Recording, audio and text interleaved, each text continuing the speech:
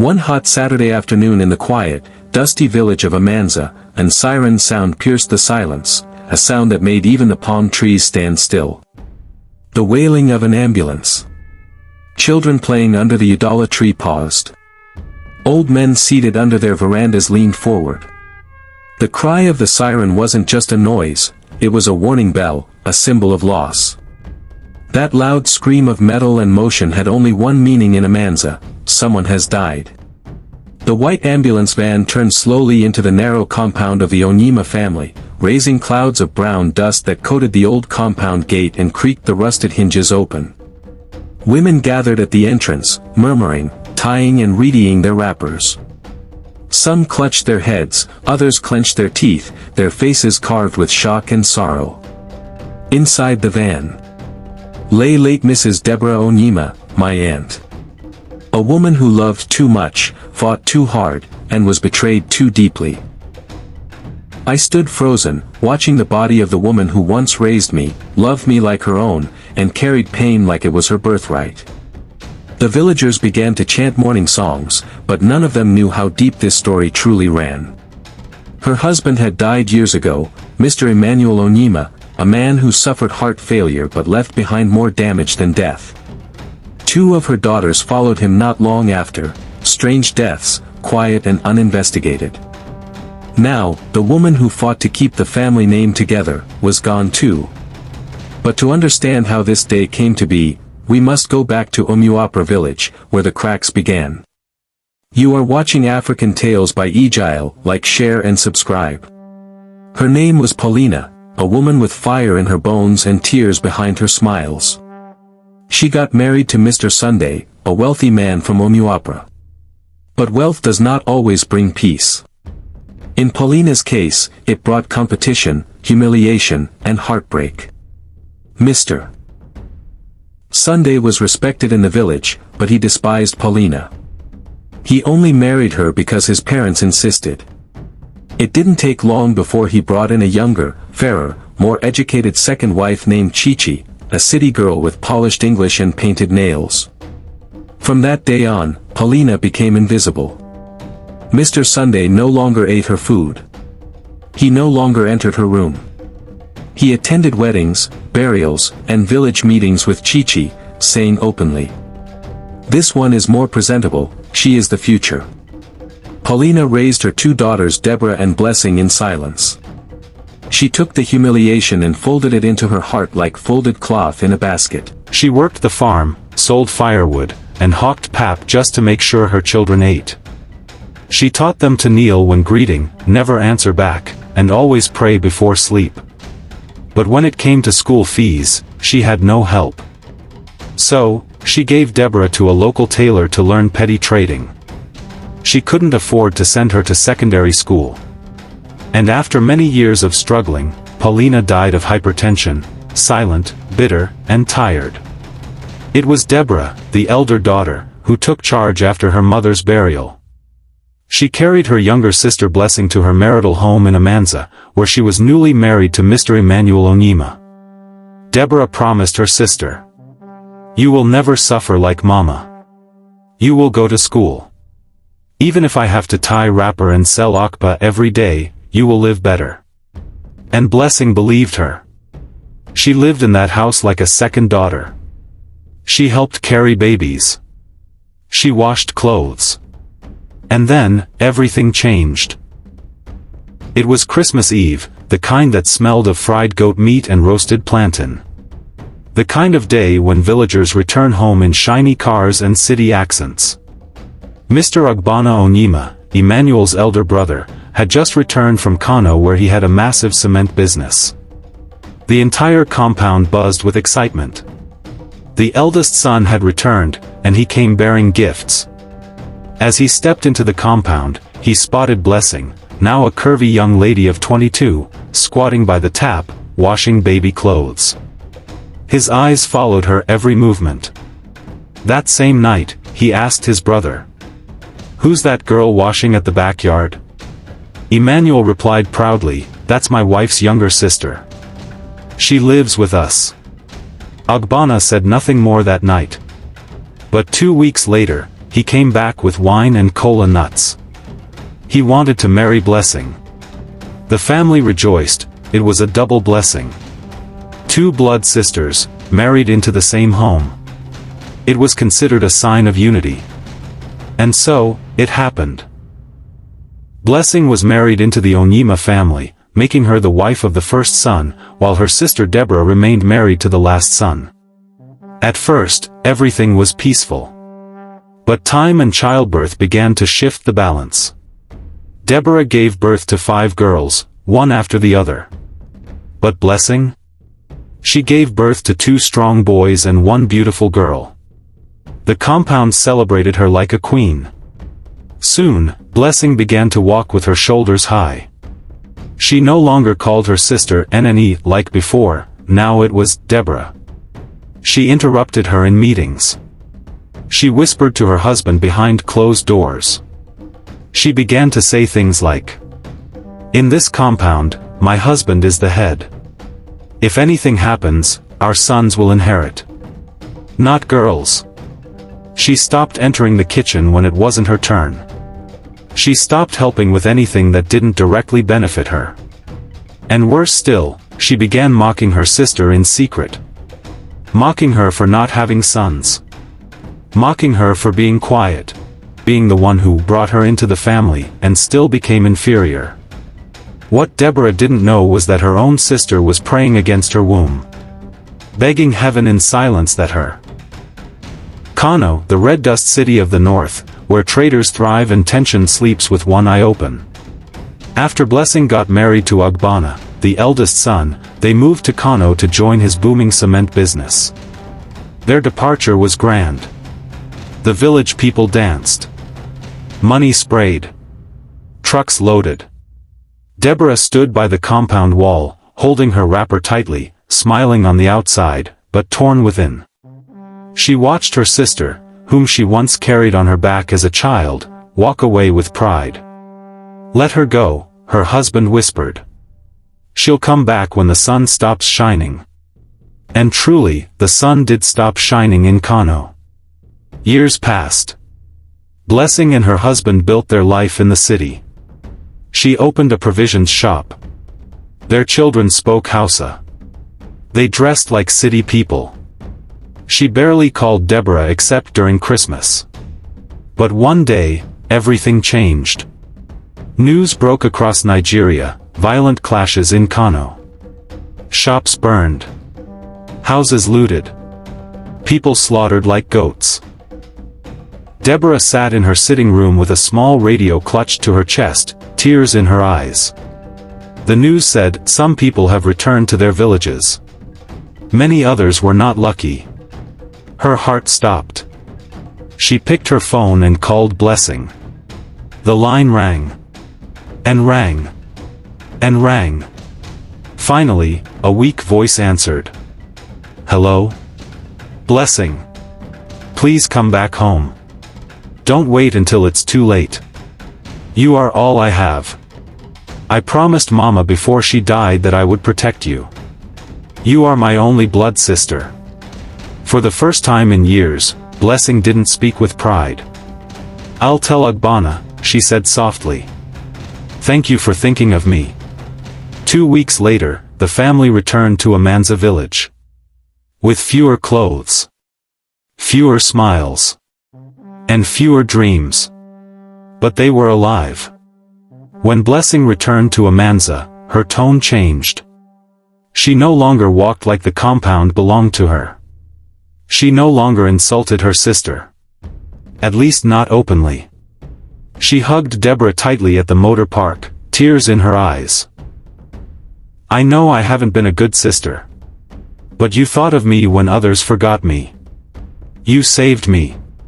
God will bless you." Deborah smiled. She didn't need apology. She just needed her sister back, alive. For a while, peace returned. The sisters visited each other often. Deborah brought Gary, yam, vegetables from the family farm.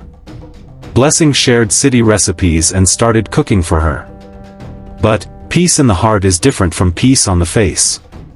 Despite being welcomed back into the village and the Onyema family, Blessing refused to live in the family compound. She said it was too small, too tight, and filled with bad memories. She rented a 2-bedroom apartment at the other side of the village. She wanted her space. Deborah didn't argue. She just said, "Home is where love is. If that's where you're comfortable, stay there." Soon, Blessing opened a restaurant. Spicy jollof, egusi, cow leg, fufu. The entire Amanza market talked about it. Her business boomed. Deborah, on the other hand, sold fabric. She was known for her high-quality wrappers. She worked quietly, humbly, and with dignity. And still, she never stopped visiting her sister. But while Blessing smiled in public, she still struggled to fully submit her pride. Every time people referred to her as Deborah's younger sister, her face tightened. She hadn't forgotten the past, how she once ruled the compound, and how Deborah now had the upper hand again. Years passed. Children grew. Husbands aged. Then, Ogbonna, Blessing's husband, suddenly collapsed one morning. It was heart failure. The village doctors tried. A private clinic in town tried. But nothing helped. Within 3 days, he was gone. The whole village gathered. The Onyema compound shook with mourning. Blessing wailed like thunder. Her face swollen. Her clothes torn. She sat in the mud, screaming her husband's name as if sound would wake him up. Deborah sat beside her, holding her, crying too. Despite all they'd been through. God gives and takes, Deborah whispered. But I'm here. I'm not going anywhere. Life didn't stop there. As if fate wasn't done testing Mrs. Deborah. She woke up one morning to find that her second daughter had gone to fetch water at the river and never returned. Villagers found her slipper by the edge. Her body floated 2 days later. Months later, another daughter, her fourth child, got involved in a road accident. She was a student returning from her industrial training. She died on the spot. But no foul play was found. No enemy to point at. No spiritual battles. Just life, raw and cruel. Deborah was left with 3 daughters. She buried 2 children and stood beside her sister as she buried a husband. The compound became quieter. Sadder. Heavy. She still sold fabrics. Still greeted elders. Still prayed. But deep down, something in her spirit had cracked. The Onyema compound that once echoed with children's laughter was now a place of unspoken bitterness. The 2 wives of the late brothers, Deborah and Blessing, were the only elders left. But peace had died with their husbands. Though they lived in the same village, their children lived like strangers. No greetings. No visits. No birthdays celebrated together. Blood cousins, divided by a war that started with envy. Deborah, once the peacekeeper, now kept a dangerous silence. She tried, oh yes, she tried, to bring the children together. She invited them to eat together during Christmas. She called family meetings. She even visited Blessing's shop just to show face. But what she didn't know was that Blessing had long sown poison into her children's minds. Don't let anyone use you. You know this family, some people pretend too much. Stay with your siblings. No need going to eat from people's pots. Those words. Small words. But they planted deep roots. Now Deborah's daughters would come back from school and walk past their cousins without a word. At weddings, they sat on different rows. During family meetings, they clapped at different points. Even the villagers noticed. Aren't these children supposed to be close? They're all Onyemas. But the Onyema blood had turned cold. Then one quiet harmattan morning, a bombshell dropped. Deborah's remaining 2 daughters had traveled abroad. No one knew when. No one was told. Even Blessing heard the news from a church member. So Deborah's daughters donned japa? They didn't even greet their auntie before leaving? Blessing smiled in public. But at home, she cried. Not because they didn't tell her, but because she no longer knew the children she once helped raise. Years rolled by. Something changed in Deborah. The smiles on her face became forced. Her fabric shop is still on. She stopped going to church. She began sitting alone, muttering strange things to herself. What no one knew was that Deborah had become something else. It started with a friend, an old widow who visited her from a nearby town. She spoke sweetly but carried darkness in her tongue.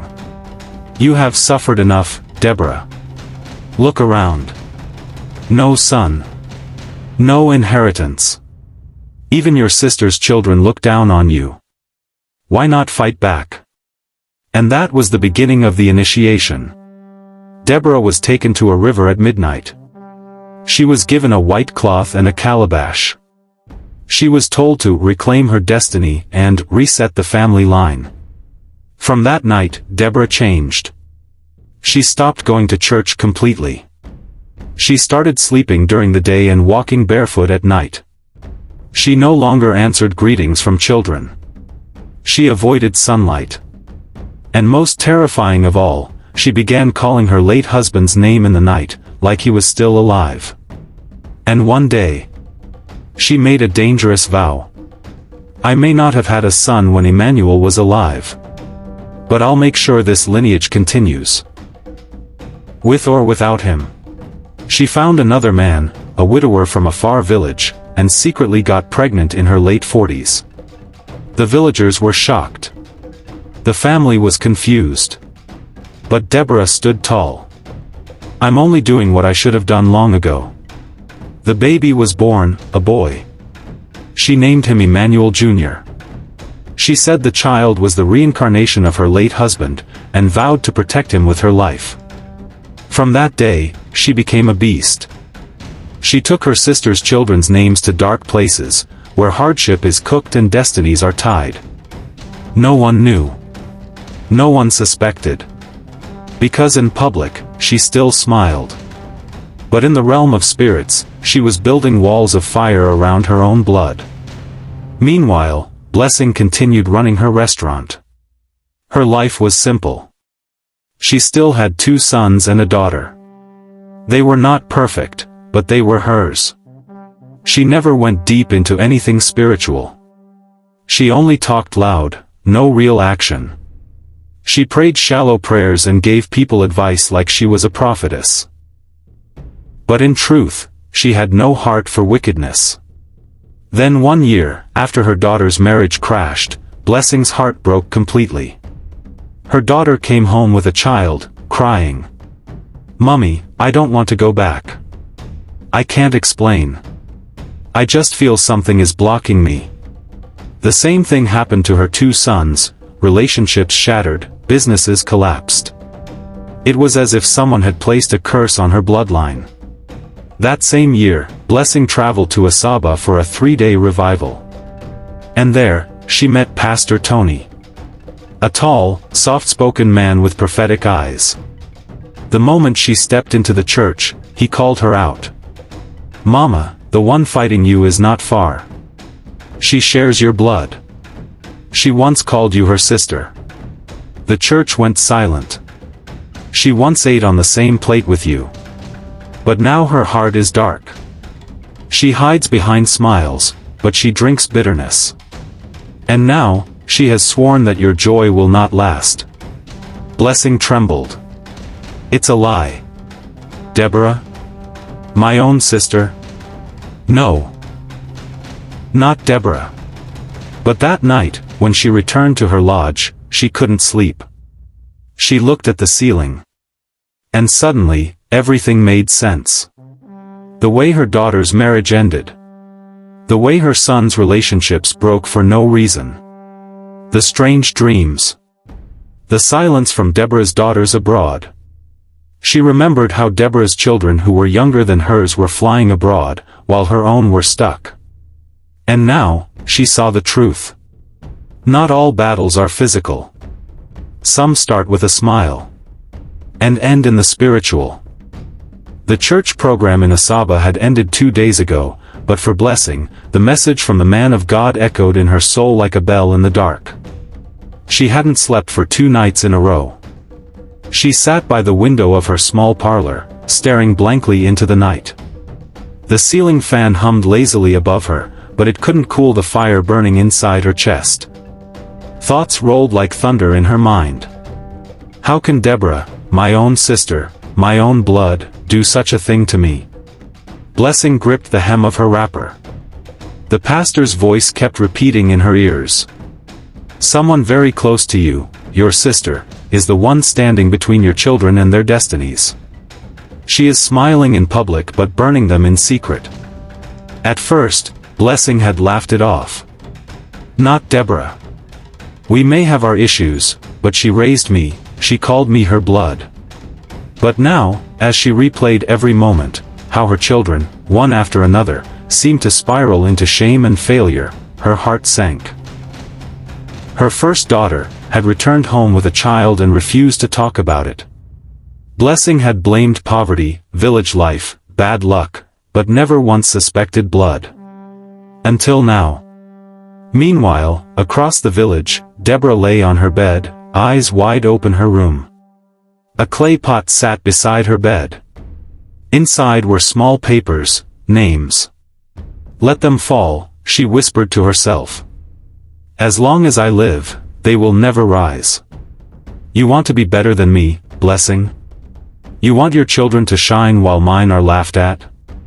She smiled a bitter smile. Deborah went spiritual, deeper than the eyes could see. She no longer feared church. She feared only power. She buried goat tongues. She tied names to snail shells. She locked destinies in broken bottles. All in the name of protecting her lineage, even though none of it truly benefited her own children. Back at home, Blessing got up from the chair suddenly. It was as if a light flickered inside her spirit. She walked into her children's room, one after another, watching their sleeping faces. So much pain, so much wasted effort. She could feel it now. It wasn't ordinary. She went back to the sofa, dropped to her knees and began to pray. It was messy. Loud. Desperate. God. If it is my sister, Deborah, if she is the one, show me clearly. Fight for my children. Vindicate me, O God. I have no strength left. She wept like a child. She prayed until dawn. Blessing traveled again to Asaba. This time, she wasn't confused. She met the pastor privately. I believe you now, sir. But what should I do? She is still my sister. I don't want to destroy her. I just want to break this bondage on my children. The pastor nodded, calm. It's not about fighting your sister. It's about reclaiming your children's freedom. We will pray. But you must also forgive. Blessing's tears rolled again. I forgive, but I won't be silent again. Back in the village, whispers had started. People began avoiding Deborah. Even her new lover, the man she claimed would help her raise a son to continue her late husband's lineage, had vanished. Then one day, a letter arrived at Blessing's door. It had no name. Only one line written in red ink. If you don't stop digging, you will bury more than you've already lost. Blessing froze. But this time, she didn't cry. She laughed, a strong, fearless laugh. Let the war begin. But I will not bury my children. From that day, her mouth became fire. She didn't pray against her sister's children. Instead, she locked herself in deep spiritual warfare and cried out to God. Any hand holding my children's destiny, die. Any mouth speaking against my daughter's favor, Silence. Any altar raised against my lineage. Scatter by fire. Morning and night, she cried. Midnight became her altar. This went on for 2 years. Her strength came from bitterness, yes, but her victory came from God. Meanwhile, on Deborah's side, things turned worse. Her beauty faded fast. Her strength dried up. She would eat but remain weak. Her voice trembled when she spoke. She visited hospitals, no diagnosis. Prophets, no solution. She cried in secret, hiding her frailty under makeup. But her body betrayed her. Her wickedness had turned on her. On a Sunday morning, without warning, Deborah gave up. Her body collapsed on the cold floor of her room. By the time her son found her, she was gone. 3 months after Deborah's burial, light broke through for Blessing's family. Her first daughter got a surprise marriage proposal. The man sponsored their travel abroad within 6 months. Her second son, who had battled joblessness, got a contract offer that changed their story. The tide turned. The curses lifted. Nobody, neither Deborah's children nor Blessing's, knew what had happened behind the scenes. They didn't know about the nights their mother fought for them in silence. They didn't know how she stood as a spiritual shield over their shattered destinies. Until one day, at a family gathering, Blessing stood before her children, face older, voice deeper, eyes filled with tears. She held a worn-out Bible in one hand and said, "You people don't know what I went through for you. You thought I was just shouting, but I was fighting battles on your behalf. While your auntie was burying your names in pots, I was breaking those pots with prayers. You have no idea how many nights I cried for your deliverance. But thank God. The God that sees in secret has rewarded us in the open." The children were silent. Some cried. Some knelt. They had seen the pain in her eyes for years, but they never understood it, until now. Not every smiling face wishes you well. But if you have one person fighting for you in spirit, you're not alone. Family is a blessing, but when jealousy enters, even blood can become poisonous. Still, light will always conquer darkness. And truth, no matter how long buried, will always rise. Thank you for listening to African Tales by Ijele, where every story carries power, pain, and purpose. If this story touched you, don't forget to like, comment, and share with someone who needs to hear it. Subscribe for more emotional, raw, and unforgettable African stories. Until next time, keep your heart pure, your prayers strong, and your spirit awake.